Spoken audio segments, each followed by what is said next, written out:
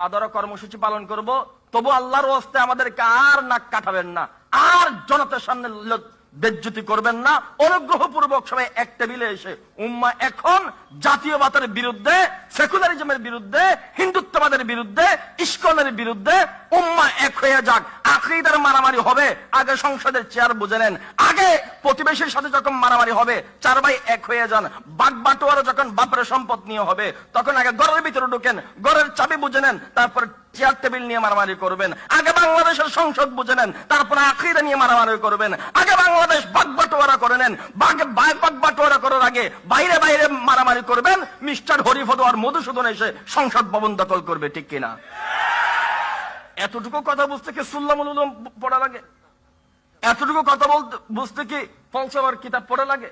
এতটুকু কথা বুঝতে কি বিশাল বড় আল্লামা তফতাদানি হওয়া লাগে? আমরা নাকি বাহরুল উলুম, আমরা কি সুল্লামুল উলুম পড়াই, মোল্লা হাসান পড়াই, দুনিয়ার সমস্ত কিতাবগুলো পড়াই, আমরা নরম কইরা ফেলি। এতটুকু রাজনীতিকে আমরা বুঝি না?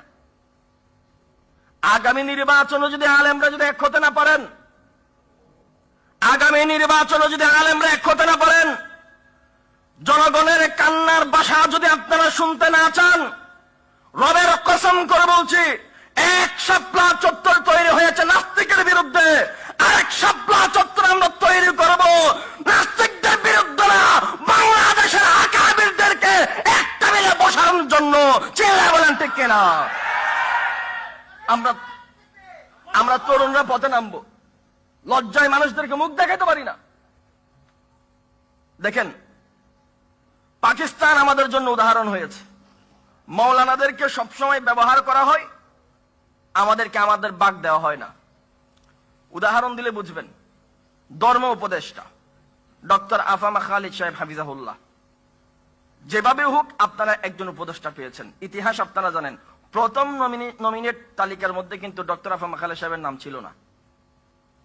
এই যে আমার ভাইয়ারা লেখালেখি করলেন, মুফতি রেজাউল করিম আবরার হাফিজাহুল্লাহ, শামসুদ্দৌলা আশরাফ হাফিজাহুল্লাহ, আমরা কয়েকজন ছোট ছোট বাচ্চারা লেখালেখি করলাম, অনলাইন অনেকে আপনারা সবাই লেখালেখি করেছেন। চাপে পড়ে একজনকে দিয়েছে।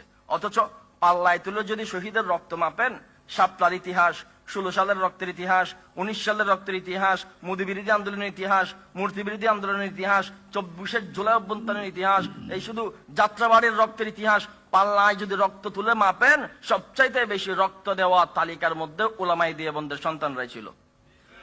23 জন উপদেষ্টার মধ্যে সারা 22 জন হওয়া উচিত ছিল আমার, কিন্তু আমি আমার বাগ পাই নাই। আমি আমার বাগ পাই নাই। আসলে পাই নাই বললে ভুল হবে। আমার আকাবিররা, আমার দায়িত্বশীলরা, আমার রাহবাররা আমাদের দায়িত্ব বুঝে নিতে পারে নাই। গত কয়েকদিন আগে এই জায়গার মধ্যে একটা খতম নবুয়ত প্রোগ্রাম হয়েছে ঢাকাতে, সোহরাওয়ার্দী উদ্যানে। আমি বলা প্রোগ্রামে যাচ্ছিলাম, মজু চৌধুরী ঘাট আমাকে এক মৌলানা জিজ্ঞাসা করলেন, হযরত যে ওখানে যান নাই? তো আমি বলতেছি আমি কেন যাব? বেয়াদবি মাফ করবেন। আমি বলতেছি আমি কেন যাব? বলে কেন?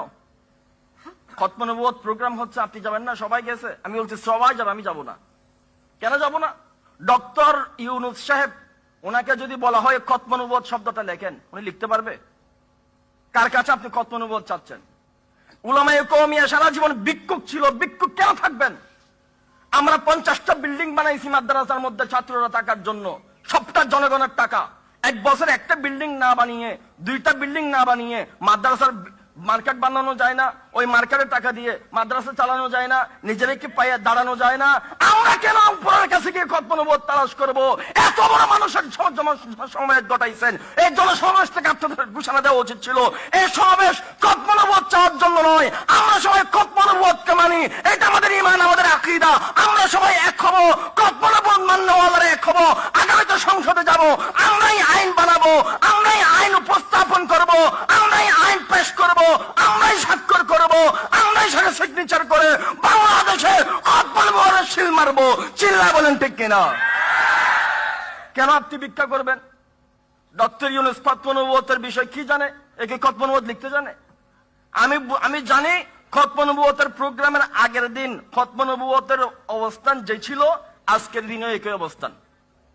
কোনো তবদিল হয় নাই, পরিবর্তন হয় নাই, পরিবর্তন করতে পারেন নাই। মাফ করবেন আমাকে, এত বড় কথা আমি বললাম কিভাবে এতগুলো মানুষের বিরুদ্ধে? বাইরে ভাই, আমি আপনাদের মতো হুজুগি না, আমি ছোট মানুষ। বলবেন যে আমার ঈমান নাই, আমি বলবো যে আমি এত অল্পতে সন্তুষ্ট না। আপনি নেতা হলে, আপনি মন্ত্রী হলে, আপনি এমপি হলে আপনার খতম নবুয়ত ঠেকাই কে? আপনি আরেকজনের কাছে কেন ভিক্ষা চাইবেন? বাংলাদেশের সবাই তাদের হক বুঝে নিয়েছে, বাংলাদেশের সকল হক বুঝে পেয়েছে, এনসিপি তাদের নমিনেশন বুঝে পেয়েছে, বাংলাদেশের শিক্ষকরা তাদের হক বুঝে পেয়েছে, বাংলাদেশের অসংখ্য অজস্র আন্দোলন হয়েছে, তাদের হক বুঝে পেয়েছে। এখনো পর্যন্ত বাংলাদেশের কওমি সনদের স্বীকৃতি বাস্তবায়ন আমরা হক বুঝে পাই নাই। জাতীয় উলামা মাশায়েখ আইম্মা পরিষদের ব্যানারে আমরা এই জায়গার মধ্যে প্রোগ্রাম করেছি, এখনো পর্যন্ত আমরা হক বুঝে পাই নাই। আমাদের ছাত্ররা মাদ্রাসায় পড়ে, আমাদের ছাত্রদেরকে মাদ্রাসায় পড়ায়, সর্বোচ্চ শিক্ষায় তারা শিক্ষিত হয়, সর্বোচ্চ ডিগ্রিতে তারা হয়।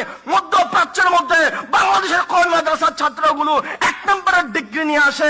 সেই সমস্ত ছাত্রদের আজকে পর্যন্ত বাংলাদেশে কোনো ভ্যালু নাই। সরকারি মাদ্রাসার ছাত্ররা একটা সূরা ফাতিহা পড়তে পারে না, এক লাইন ইবারত পড়তে পারে না। এরা হয়ে গেছে বাংলাদেশের ইমাম, এরা হয়ে গেছে বাংলাদেশের